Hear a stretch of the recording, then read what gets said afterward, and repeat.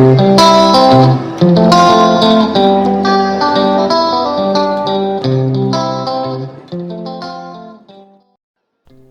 Friends, ഇന്നത്തെ നമ്മുടെ recipe restaurant style same ടേസ്റ്റിൽ നമുക്കിങ്ങനെയാണ് വീട്ടിൽ സിമ്പിളായിട്ട് എഗ് ഫ്രൈഡ് റൈസ് റെഡിയാക്കി എടുക്കുന്നതെന്ന് നോക്കിയാലോ.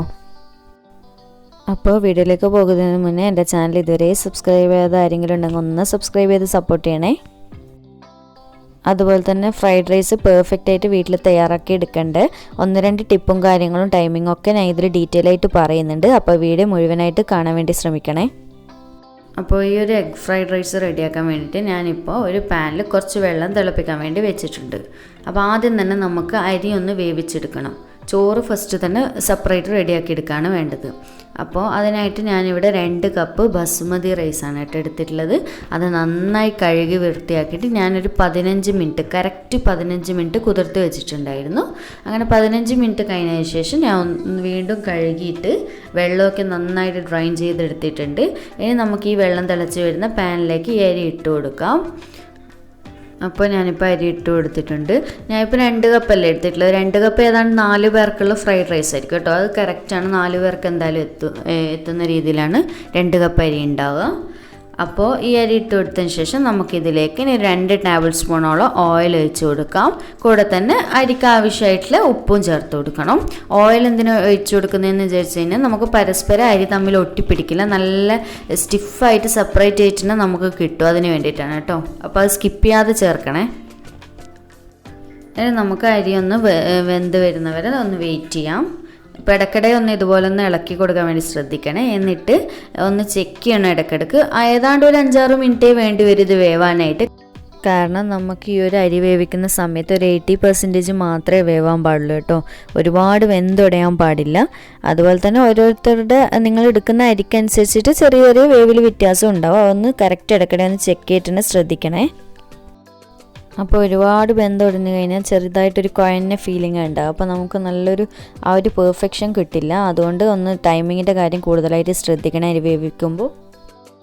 ഇപ്പോൾ നമ്മുടെ അരി അത്യാവശ്യം നന്നായിട്ട് വെന്ത് വന്നിട്ടുണ്ട്. ഞാനിത് വേറെ സ്ട്രെയിനറിലേക്ക് മാറ്റി കൊടുക്കുകയാണ്. ഇപ്പം ഞാൻ മുഴുവൻ ചോറ് ഇതിലേക്ക് മാറ്റി കൊടുത്തിട്ട് കണ്ടില്ല, നന്നായിട്ട് വെന്തൊടിഞ്ഞ് കുഴയാതെ നല്ല പെർഫെക്റ്റ് ആയിട്ട് തന്നെ കിട്ടിയിട്ടുണ്ട്. ഇനി നമുക്കിതിന് വേണ്ടിയിട്ടുള്ള മസാലയൊന്ന് റെഡിയാക്കി എടുക്കാം. അപ്പോൾ ഇതിനായിട്ടുള്ള വെജിറ്റബിൾസൊക്കെ റെഡിയാക്കി എടുക്കാൻ വേണ്ടിയിട്ട് ഞാനിവിടെ ഒരു പാൻ വെച്ച് കൊടുത്തിട്ടുണ്ട്. പാൻ ഒന്ന് ചൂടായി വരുന്ന സമയത്ത് നമുക്ക് ഇതിലേക്ക് ഒരു 2-3 ടേബിൾ സ്പൂൺ വരെ ഓയിൽ ഒഴിച്ച് കൊടുക്കാം. സൺഫ്ലവർ ഓയിൽ തന്നെയാണ് കേട്ടോ ഞാൻ ഒഴിച്ച് കൊടുത്തിട്ടുള്ളത്. ഇനി ഓയിലൊന്ന് ചൂടായി വരുന്ന സമയത്ത് നമുക്കിതിലേക്ക് 3 കോഴിമുട്ടയൊന്ന് പൊട്ടിച്ച് വെച്ച് കൊടുക്കാം.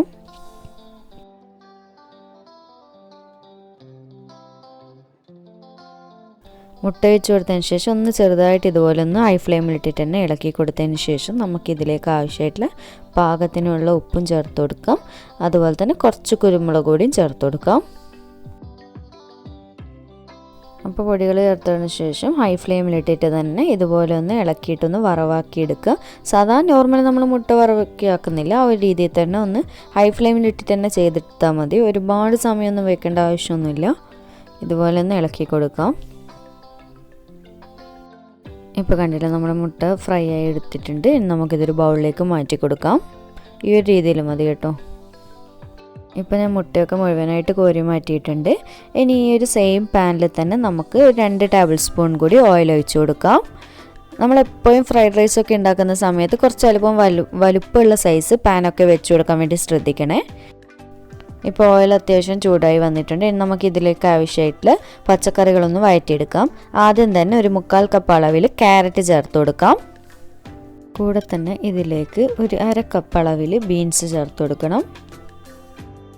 ബീൻസ് ചേർത്ത് കൊടുത്തതിന് ശേഷം ഒരു 1/4 കപ്പ് അളവിൽ ക്യാബേജ് കൂടി ചേർത്ത് കൊടുക്കണം. എന്നിട്ട് ചെറുതായിട്ടൊന്ന് ഈ ഒരു രീതിയിൽ ഇളക്കി കൊടുത്തതിന് ശേഷം നമുക്ക് ഇതിലേക്ക് ഒരു ചെറിയ സവാള ഇതുപോലെ ചെറുതായിട്ട് കട്ട് ചെയ്ത് ചേർത്ത് കൊടുക്കാം. സവാള ചേർത്ത് കൊടുത്തതിന് ശേഷം നമുക്ക് സ്പ്രിംഗ് ഓണിയൻ്റെ ആ വൈറ്റ് പോർഷന് ഒരു 1/4 കപ്പ് ഇതുപോലെ ഒന്ന് ചെറുതായിട്ട് കട്ട് ചെയ്ത് ചേർത്ത് കൊടുക്കണം. ഇനി ഇതിലേക്ക് 4-5 വെളുത്തുള്ളി അല്ലി ഇതുപോലെ ഒന്ന് ചെറുതായിട്ട് കട്ട് ചെയ്ത് ചേർത്ത് കൊടുക്കണം. ചതച്ചെടുത്തിട്ടും പേസ്റ്റ് ആക്കിയിട്ടൊന്നും ചേർത്ത് കൊടുക്കരുത് കേട്ടോ. ഈ ഒരു രീതിയിൽ തന്നെ ചേർത്ത് കൊടുക്കാൻ വേണ്ടി ശ്രദ്ധിക്കണേ. ഇനി ഇതിലേക്ക് 1/4 കപ്പ് ടു 1 കപ്പിൻ്റെ അടുത്തായിട്ട് ക്യാപ്സിക്കം ചേർത്ത് കൊടുക്കാം. ഞാനിതിൽ പച്ച കളറുള്ള ക്യാപ്സിക്കാണ് ചേർത്തിട്ടുള്ളത്.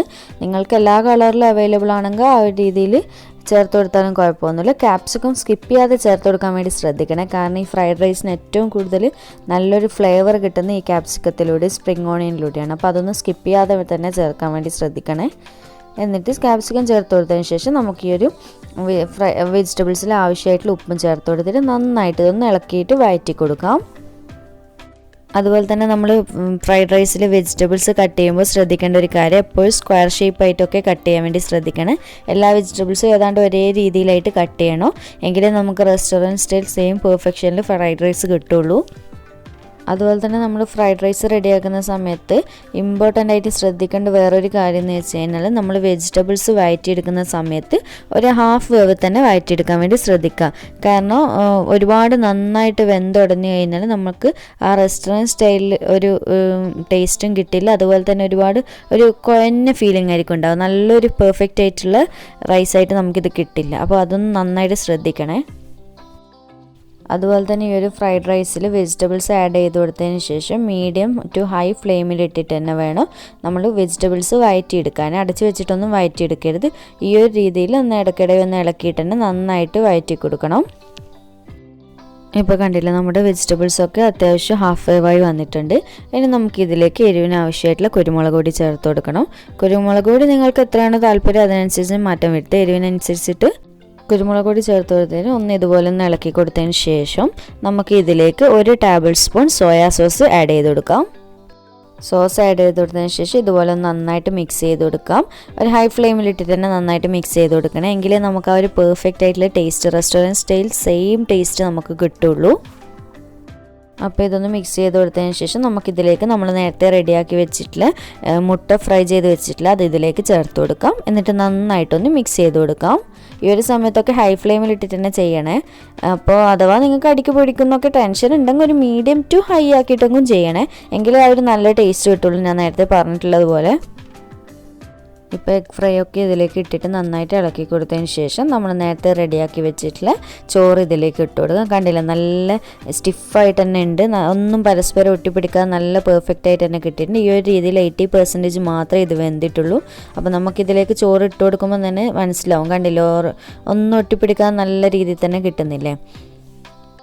ചോറിട്ട് കൊടുത്തതിന് ശേഷം ഇതുപോലെ മെല്ലെ പതുക്കെ ഇളക്കി കൊടുക്കണം കേട്ടോ. കാരണം അരി പെട്ടെന്ന് പൊടിഞ്ഞു പോവും. അപ്പോൾ നല്ല രീതിയിൽ ഇതുപോലെ മെല്ലെ സാവധാനം ഇളക്കി കൊടുത്തിട്ട് നമുക്ക് ഈ വെജിറ്റബിൾസും ചോറും ഒക്കെ നന്നായിട്ട് മിക്സ് ചെയ്തെടുക്കണം. നമ്മൾ സ്പീഡ് ചെയ്ത് കൊടുക്കാനേ ഫ്രൈഡ് റൈസ് പാടില്ല. ഈ ഒരു രീതിയിൽ മെല്ലെ സാവധാനം ഇളക്കി കൊടുക്കുക കേട്ടോ. ഇപ്പം ഞാൻ മുഴുവനായിട്ട് ഇത് പതുക്കെ ഇളക്കി കൊടുത്തതിന് ശേഷം ഇതിലേക്ക് 1/2 കപ്പ് അളവിൽ സ്പ്രിംഗ് ഓണിയൻ്റെ ഗ്രീൻ പോർഷനില്ലേ അത് ചേർത്ത് കൊടുക്കുന്നുണ്ട്. ഞാൻ ഫസ്റ്റ് വൈറ്റ് പോർഷനായിരുന്നു ചേർത്ത് കൊടുത്തിട്ടുള്ളത്. ഇനി ഗ്രീൻ പോർഷൻ ചേർത്ത് കൊടുക്കാം. എന്നിട്ട് നമുക്ക് നന്നായിട്ട് ഇതൊന്ന് ഇളക്കി കൊടുക്കാം. ഞാൻ നേരത്തെ പറഞ്ഞിട്ടുള്ളത് പോലെ തന്നെ മെല്ലെ ഇളക്കി കൊടുക്കണേ. കാരണം ഫ്രൈഡ് റൈസ് അതാണ് അധികം ആൾക്കാരും പറയുന്നത്, ഫ്രൈഡ് റൈസ് നന്നാവുന്നില്ല, കാരണം നല്ല പെർഫെക്റ്റ് ആയിട്ട് ആ ഒരു റെസ്റ്റോറൻറ്റ് സ്റ്റൈലിലൊന്നും കിട്ടുന്നില്ല. അപ്പോൾ ഞാൻ നേരത്തെ പറഞ്ഞിട്ടുള്ളത് പോലെ തന്നെ ഈ 1-2 കാര്യങ്ങളെ ശ്രദ്ധിക്കേണ്ടു, നമുക്ക് നല്ല രീതിയിൽ തന്നെ കിട്ടും.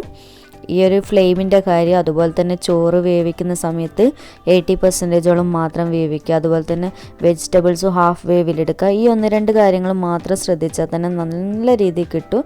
നിങ്ങൾക്കിപ്പോൾ ഞാൻ ഈ ഒരു ചോറ് ഇളക്കി കൊടുക്കുമ്പോൾ തന്നെ മനസ്സിലാവും, ചോറൊന്നും പരസ്പരം ഒന്നും ഒട്ടിപ്പിടിക്കാതെ നല്ല സ്റ്റിഫായിട്ട് തന്നെ കിട്ടുന്നില്ലേ. അപ്പോൾ ഈ ഒരു സമയത്തൊക്കെ ഞാൻ ഇത് ഹൈ ഫ്ലെയിമിലിട്ടിട്ട് തന്നെയാണ് കേട്ടോ ഇളക്കി കൊടുത്തിട്ടുള്ളത്. അപ്പോൾ ഈ ഒരു രീതിയിൽ എല്ലാം നന്നായിട്ട് ഇളക്കി കൊടുത്തതിന് ശേഷം നമുക്ക് ഒന്ന് അടച്ച് വെച്ചിട്ട് ഒരു 3-4 മിനിറ്റോളം ഒന്ന് അടച്ച് വെച്ചിട്ടൊന്ന് ആവി കൊള്ളിച്ചെടുക്കാം. കാരണം നമ്മൾ ഇതിലേക്ക് ചോറ് മിക്സ് ചെയ്തിട്ട് ആ വെജിറ്റബിൾസിൻ്റെ ഫ്ലേവറൊക്കെ ചോറിൽ മിക്സ് ആവണമല്ലോ, അതിന് വേണ്ടിയിട്ടാണ് കേട്ടോ. അപ്പോൾ ഒന്ന് അടച്ച് വെച്ചിട്ട് നമുക്കൊരു 3-4 മിനിറ്റോളം ഒന്ന് വെച്ച് കൊടുക്കാം. എന്നിട്ട് ഫ്ലെയിം ഓഫ് ചെയ്ത് കൊടുക്കാം.